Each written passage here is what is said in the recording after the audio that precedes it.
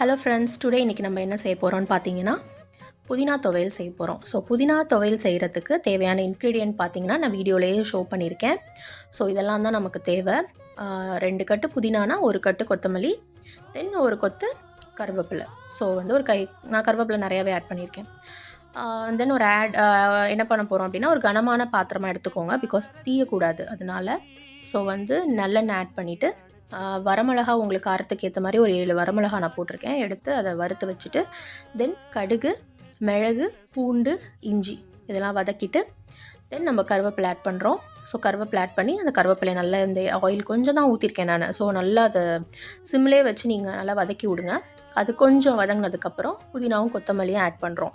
So இது நம்ம போட்ட குவான்டிட்டியை விட அப்படியே ஆஃப் ஆகும்.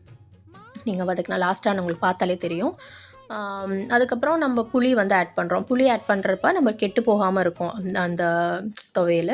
தென் வந்து ஃபஸ்ட்டு வந்து வறுத்து வச்சோம்ல, அதையும் இதிலே ஆட் பண்ணிடுங்க. ஆட் பண்ணிவிட்டு உப்பு மட்டும் நம்மளுக்கு தேவையான அளவு மிக்சியில் அரைக்கிறப்ப நீங்கள் உப்பு போட்டுக்கலாம். ஸோ இது வந்து சில பேர் திப்பி திப்பியாக அரைக்கிறது சில பேருக்கு பிடிக்கும், சில பேருக்கு மையாக அரைக்கிறது பிடிக்கும். ஸோ நான் வந்து நல்லா மையாவே அரைச்சிருவேன். ஸோ இதை நீங்கள் தோசைக்கு தொட்டு சாப்பிட்டாலும் இட்லிக்கு தொட்டு சாப்பிட்டா சூப்பராக இருக்கும். பிரியாணி இந்த மாதிரி நம்ம வெரைட்டி ரைஸ் செய்கிறோம்ல, அதுக்கு கூட இது நல்லாயிருக்கும் தொட்டு சாப்பிட்றதுக்கு. அவ்வளோதான். லாஸ்ட்டாக நம்ம எப்பொழுதும் போல் தாளிப்பு கொடுத்துடலாம்.